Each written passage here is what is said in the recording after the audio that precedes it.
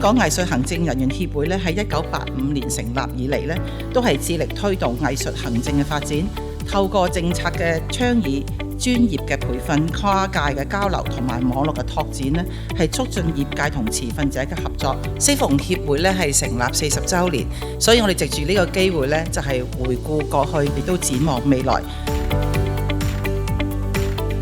協會喺業界連接、培養人才、推動專業發展，對本地文化生態嘅健康發展十分重要。政府將繼續支持業界嘅專業培訓同埋人才發展，同各界攜手合作，共同推動香港文化藝術嘅繁榮發展。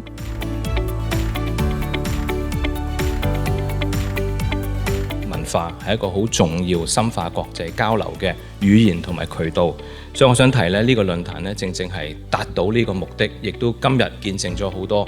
國內外嘅朋友咧係共聚一堂，探討文化未來發展之餘咧，亦都係做到交流友誼嘅重要角色。